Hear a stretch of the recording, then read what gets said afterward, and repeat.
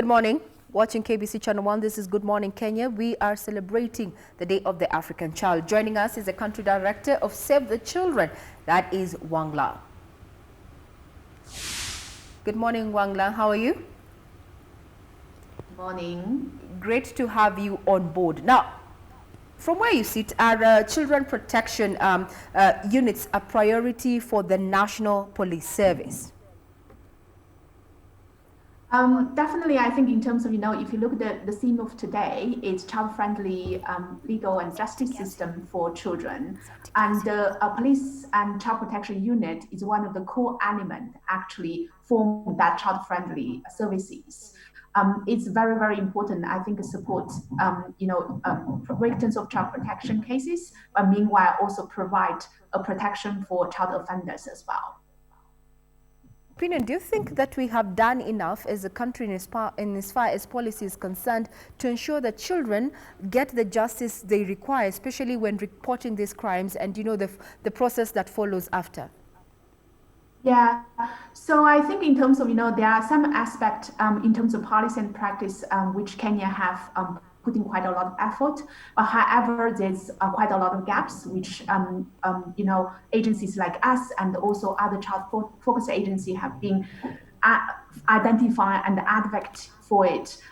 For instance, for example, I think one of the crucial is the criminal age for Kenya is only 8 years old. This is far, far below in terms of, the international recommended standards. And as well, in terms of, you talked about, I think, the police unit. We talked about in terms of whether one another very crucial element of child-friendly justice system is you're able to have actually the virtual system for children, child offenders, be able to divert in community-based care and community-based system rather than actually go through the formal legal system, as well separation of young offenders and adults. There are many, many gaps. I think most important here is, there was a Children's Act and Children's Bill being drafted for Kenya, and on this bill have covered a lot of very good grounds to support and protect children's rights, including, I think, the rights to be protected during the judicial system. And if we're able actually to push to effect this bill in place, I think in terms of, will be a completely different space in terms of protection for children in Kenya. Yeah, once we get the bill in place, but we are stakeholders alike are imploring the National Assembly to incorporate the Children's Act, that is 2019, with the Constitution 2010. But now let's talk about the issue after going through the judicial system, the issue of reintegration in society, juvenile justice in Kenya and the integration of it. What is your take on that as we stand?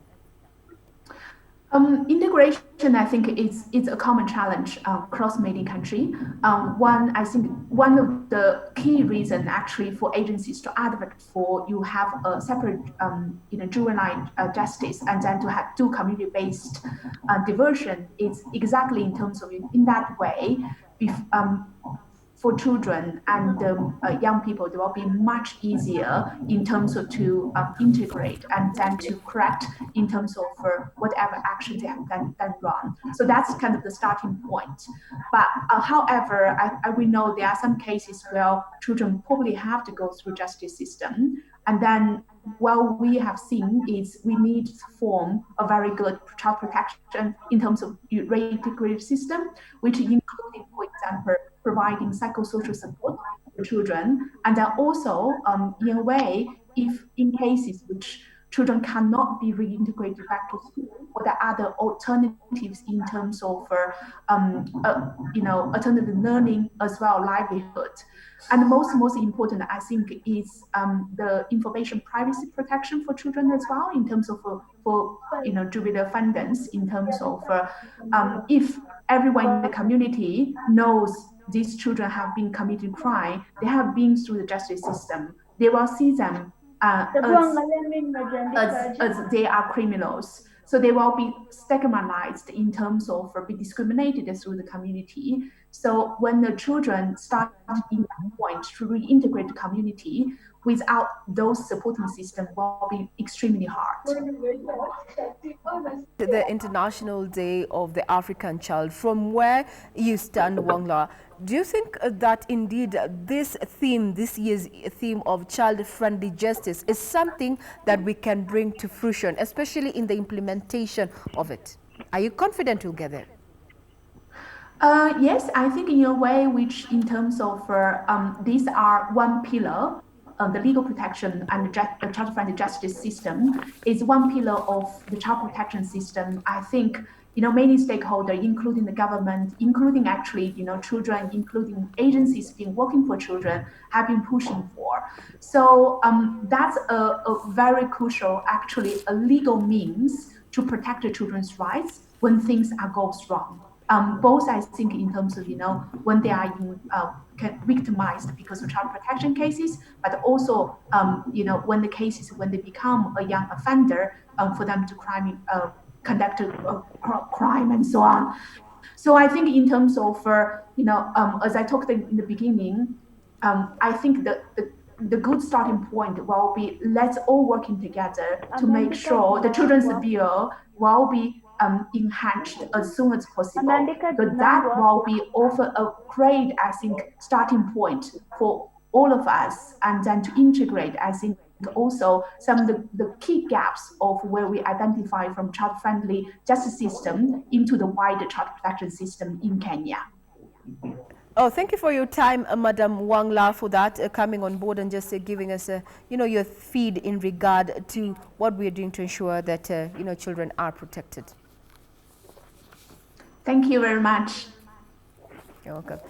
Now, thank you. Now, Madam Eunice Mwikali, you've heard from the country director of Save the Children Kenya, that is Wangla. She said that it's a collaborative effort. We need to put more effort in as far as, pushing for child advocacy, especially in the judicial, or rather in the judicial system. So, Madam Eunice, from where you sit, what is your take about the current juvenile system that we have right now in Kenya? Yeah, the current juvenile system, like I said before, is not really where we would wish for it to be in terms of administration of juvenile justice. Still, children are not able to access education as the other children in the country are accessing within the juvenile justice system. Again, the Children's Bill, I would just want to say that the Children's Bill is going, if it goes through and is enacted, it's going to give a lot of clarity on the administration of juvenile justice, because issues like diversion are going to be clarified more.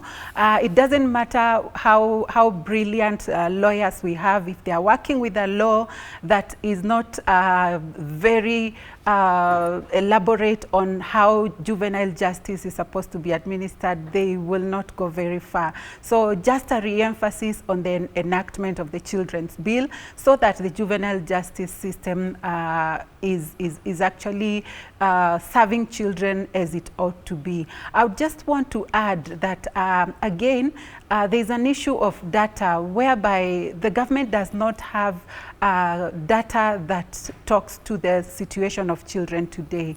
We would want to ask the government to make sure that they streamline the process of data in terms of making sure that there is updated data on the situation of children, and also they report on what is happening with regard to children. And I want to lay an emphasis on this COVID situation, because we do not yet know the situation of children. We are just seeing, and the media is doing a good job in highlighting the issues that are affecting children as a result of COVID, but we have very disjointed kind of information coming in, and so the government needs to take up the mantle and make sure that there is enough data. Again, the aspect of budgeting. There is nothing that can go on without budgeting, budget allocation to it.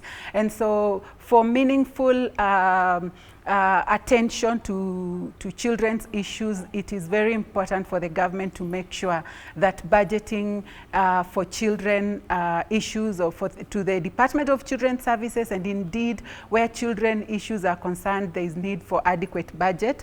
Again, it is very important for the government to make sure that people are talking to each other in terms of coordination.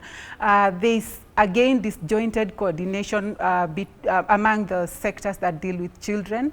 And so to make sure that there is coordination, and over and above that, even if we work on the justice system and make sure that it is a child-friendly justice system, if the child leaves the justice system and goes to the community, yet the community is not receptive of those children, if the child goes back to the same probably abusive home, it's counterproductive. And so it is important, as we work on the justice system, we also need to work on the home front, at the community front, and to make sure that everybody is participating in the protection of children. The government has its role. The family has its role. Much as the government may streamline issues on the protection of children, they will not play the role the father is supposed to play in the family. They will not play the role, the supportive role the community is supposed to play in ensuring that children are protected. They will not play the role that, for example, the corporates are supposed to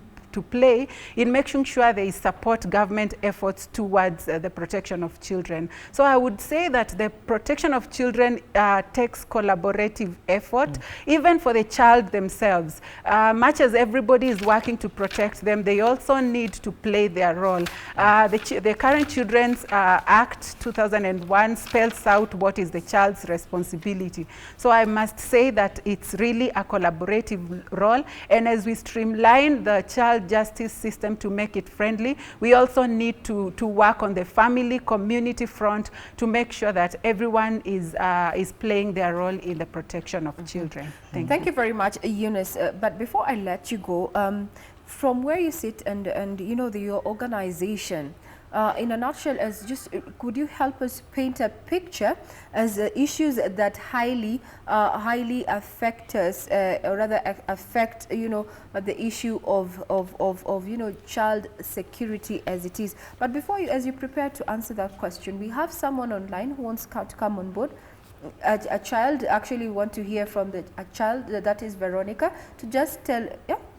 Let's hear from our feed online in regard to this particular issue. Director? Now, Veronica, how are you? Good morning. How are you? Hey, how are you? We can see you, but we can't hear you. Veronica?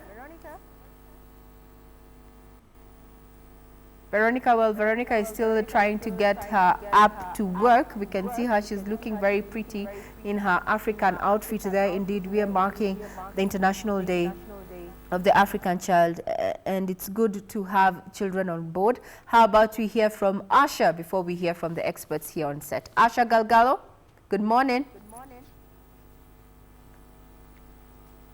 Asha Galgalo.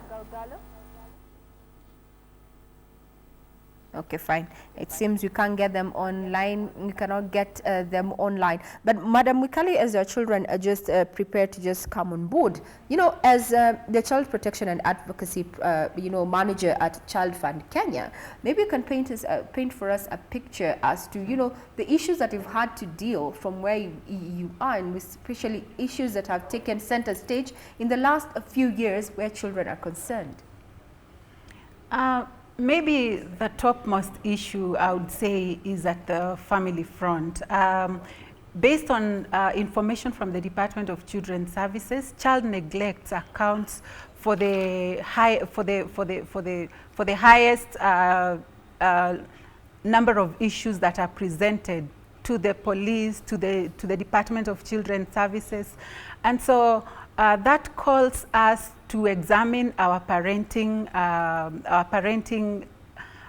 styles to make sure that we don't spend more time outside there as opposed to spending time with our children. It doesn't matter how much money we make in the family. If our children don't come out right, then we haven't really achieved much. And well, so critics, let me just, critics would come in and say that if I do not work twice as much, then I'll not be able to provide for those children. What are you exactly, then how do we strike a balance, Madam Mukali? Yes, I like the way you've put it, strike a balance. It's important to balance the two. We should not spend so much time looking for the money and spend less time with the children for whom we are looking for the money for. And so children, like for example, to love a child does not need money. To listen to your child does not need money. To spend time with your child, you could even have 10 shillings and just buy the child a sweet. It depends on what kind of quality time, I mean, what quality of time you spend with your children. And so we cannot spend more time looking for money at the expense of less time with the children, and leaving the children with the house help, leaving the children with the mobile gadgets, leaving the children with all that. Children are learning, and they will learn whether we are with them or not. They will always learn. And so the big question would be, who are they learning from? It would be important for us to be our best friends to our children, so that whenever they have a question, they know they have your attention to be able to respond to their issues. To love does not require money. Timothy Okesta, what's your take? That is Eunice Kilundo, who is a project manager, child protection and advocacy project manager at Child Fund Kenya. So Tim, what's your take? I've seen you nodding to what Eunice is saying. I actually agree with Eunice in every sense of what she has said. We don't need money to love children. What they need more of your time, and she talked about quality time, not just time. We are not saying you stay 24 hours with their child. You can stay with them, but yet you are not with them. So all we need to do is that let us give them the attention, because after all, how long do we stay with the children? They start leaving our homes when they start going to nursery school. They start leaving, and by the time they are 20, they will not be with us. So the short time that God has given us with the children, let us mold them, let us be able to give them our best. Let us actually show them that, let us actually help them to grow up. People say that in Africa, children are not brought up. Children just grow like wild weeds. In other areas, children are brought up. So all we are saying, let us bring up our children. And we have a very short time with them to bring them up. And very soon they'll be on their own. They'll also be bringing up their own families. Because nobody remains a child forever. Now, looking at it and borrowing from what both of you have said, now can we say in hindsight, something that we had not even anticipated about, the effects of COVID-19 have ensured that parents are home. So can we say that this is one of the positive sides of COVID-19, that we get to stay home with our children? Eunice, what do you think? Precisely. We would even want to imagine that the level of absence for the parent in the home, probably God has seen that this is going to a level where our children are going to be completely lost. And so we need to take advantage of this time with our children, to spend time with our children. Quality is what I would underscore. But again, it's sad also to note that the fact that we are at home with our children, we are actually letting out the stress of COVID on our children. Across the media houses, we see almost on a daily basis child abuse within the family setting. If we would, like you've just so rightfully put it, if we would take advantage of this period when we are at home to make up for the time that we've lost with our children, to make sure that we train our children and guide them even with their homework assignments, helping them to understand how to do chores at home, listening to them. I want to underscore that. Listening to our children and hearing what they have to say. And that is what we are talking about, child participation. For example, don't take for granted that children want to eat ugali today. It's good to ask them, what would you want to have? We have 20 shillings, we have 100 shillings, we have these 200 shillings, and we can get this and this and that. What would you want to choose? Giving them an opportunity, just to even anything around home, to spend more time with the children and to make sure that we engage with them. Get to know what they are doing in the social media. Don't be happy that they are quiet at the corner there and they are no longer disturbing you. The 5-year-olds, they are no longer disturbing you with the questions. Ask yourself, why are they so quiet? Are you trying to find out what they are doing there? We know that online child protection issues are actually on the rise. What are those children looking at as they just focus their attention on that phone? Child abduction has happened, you know, because of, you know, interacting with predators online. You know, very, you know, pornography and all that. Children are accessing all these things. So it's important for us to spend quality time with our children and not abuse our children. We know that joblessness has escalated and all that, but let's just try. And I would want to even call upon the government to come up with ways that parents can be helped. Stress is bad, and especially when a father cannot meet the needs of their family. Really, just a small trigger would make, you know, him turn into a gender-based violence perpetrator. Yes. Now, thank you. That was quite, you know, illuminating. Now, I just want to draw you up back to the issue of, you know, what are we teaching our children, or what are our children learning from us at home? I know Tim is a proponent of children will not necessarily do what we tell them as parents, but actually do what they see us doing.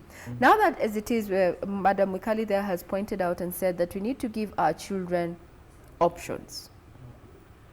You've dealt with children. Now, dealing with disappointment, you know, from our children as parents, how then do I, you know, gain confidence in that, in my parenting as a parent? You know, we have choices. I mean, how are parents are supposed to cope, especially this time where they're home with their children?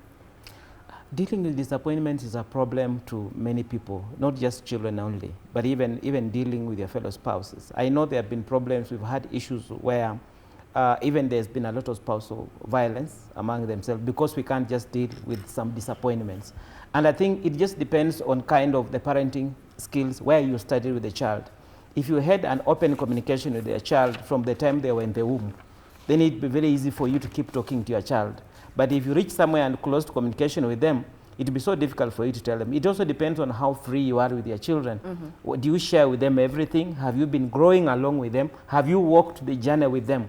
Or have you waited for them to reach 12 years and now then you just all of a sudden realize, oh, now my girl is here and what am I supposed to do with her? My boy is here, what am I supposed to do with it? So for me, but the idea is grow up with the child, walk with the child through the journey of childhood.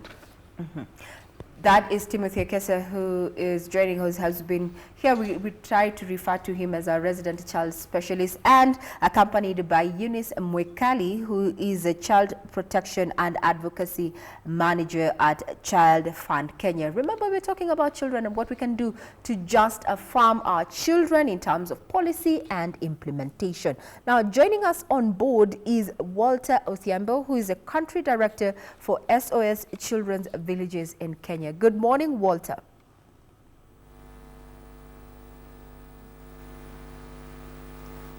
We see you, Walter. How are you? Good morning. We are not getting your sound, but we can see you. Let's adjust our sound here.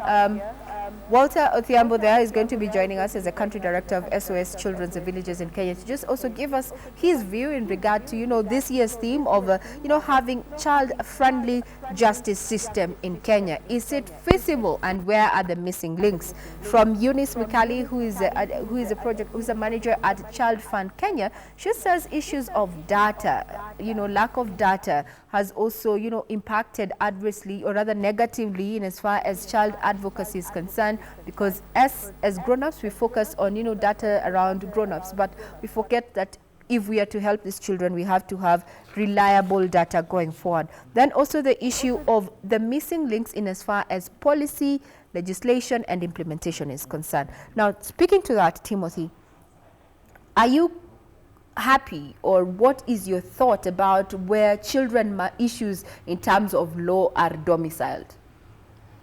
Or is there a missing link there that would want, corrected? We've actually had this missing link for a very long time in this country. Because when you look at children issues, children grow into youth, and youth grow into adults. And mostly children issues are policy issues, and they are planning issues. So it has always been our feeling that children matters actually should be handled by the ministry or whatever department in charge of planning. Because there are many things we do with children. It's not a single education issue, it's not a health issue, it's not a social issue, but it is an all-round issue that we need to handle with. But when we handle it in piecemeal, is what Eunice was talking about disjointedness. Maybe one person is just dealing with one aspect of the child, the other aspect is being dealt by a different person, and that actually brings up a lot of stress and a lot of strain and a lot of trying to handle children issues. Until at times we get lost and wonder, where are the children in this country? We can look and see that women issues are in the Ministry of Gender. We can look and see youth issues are in the ministry in charge of youth. And as advocates, we've been asking that if we cannot be able to actually have a resident place where we can have children, then we rather have a ministry specifically in charge of children, because we are over half of the population of this country is actually young people. Okay. A ministry dedicated towards children. Now we are joined by a participant from the education sector. That is a teacher from PCA Kariobangi. Good morning, teacher. Good morning to you, madam.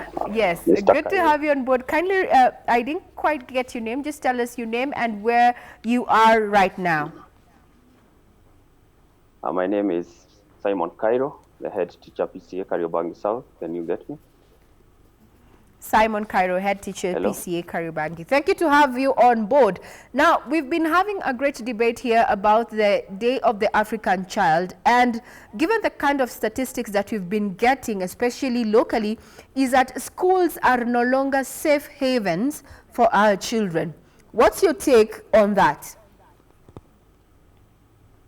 Yeah, I can concur with that, madam, because in our schools right now, we need a lot of exposure to justice, since as teachers and we together with parents, we are unable to get to the justice we need to tackle our children. So the Ministry of Education needs to do more. They need to bring more teachers on board who are more equipped with the education matters and justice for the children.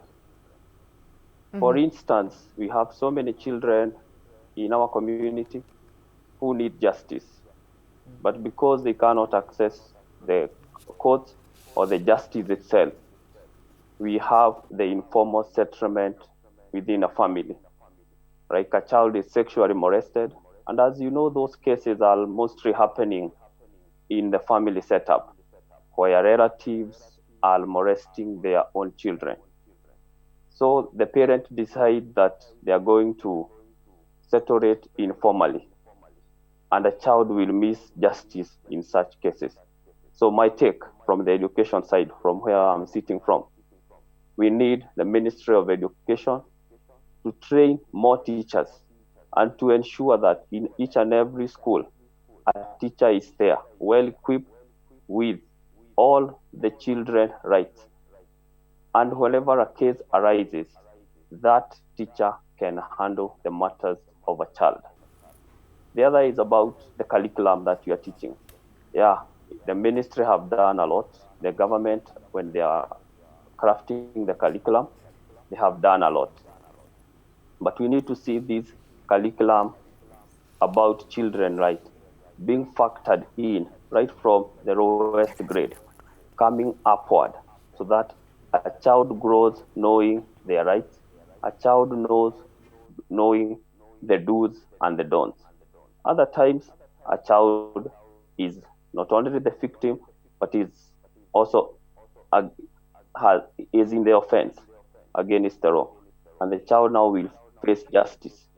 We need to see children getting enlightened that at this particular age, you are liable for prosecution. These are your rights. This is what the government is doing in order to protect you. So, now, teacher Simon Cairo there, before you continue, just thank you for that great insight, but I have a few questions going forward. Now, you've already said that, yes, the situation in schools might not be 100%. So while you're dealing with these children and we're talking about fairness and justice, some children have often come out and say that, you know, the teachers are too harsh on them. The teachers, you know, already discriminate upon them because of maybe where they're coming from in terms of their backgrounds, you know. You yourself as a teacher, from where you sit, how do you ensure that children get fairness and justice? Yeah, education is a right for every child. Regardless of their background, their social status, it is their right to get to that education.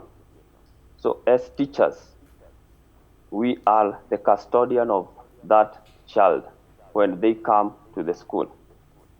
So it is very easy on us because we protect each and every child. And in fact, as teachers, we are more of a parent than a teacher. I take children from 7 a.m. right up to 6 p.m. All that time, I'm the one as a teacher to teach them how to interrelate socially, regardless of their social background. So I cannot say that a school can discriminate a child because of their background.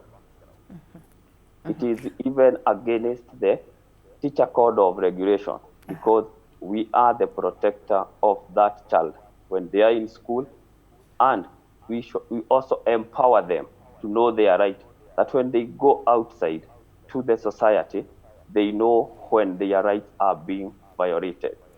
Great. Thank you very much. Thank you very much, Simon there, who is the head teacher at PCA Kariobangi, Simon Kairu, who's told us that he ensures that fairness and justice is meted on his pupils and students alike, because as a teacher, he's in charge 7 a.m. All the way to 6 p.m. And it is his duty as a teacher to ensure that children are aware of their rights so that going forward, they know when those rights, or rather, are violated. Now, one word, Madam Eunice Mwikali. One thing that has come out and from our teacher there, it says that sometimes he has to watch with his hands tied as justice not meted, especially where families opt to settle cases out of court. You know, a minor has been defiled, but the family decides to settle it out of court. His hands are tied as a teacher. Maybe we can expound that issue since you deal with matters of advocacy. Madam Eunice Kilundo. Settlements out of court.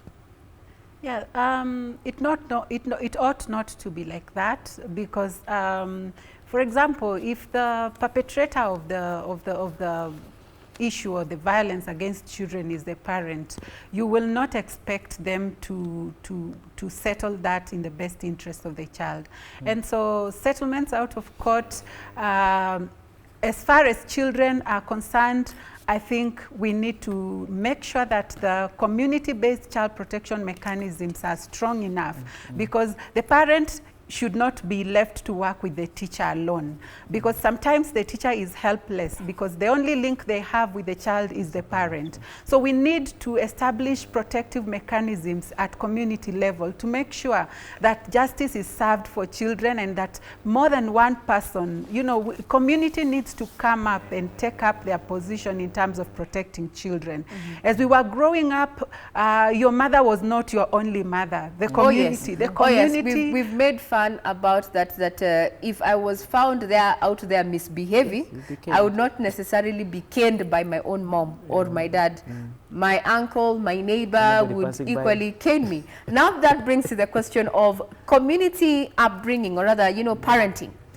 Within the 21st century right now, my child, you will not scold my child, leave alone discipline them. But because we have children online who just want to share onto this issue, before we get back to that issue of community parenting in the 21st century and what it means in as far as children's rights are concerned. Now, Veronica, good morning.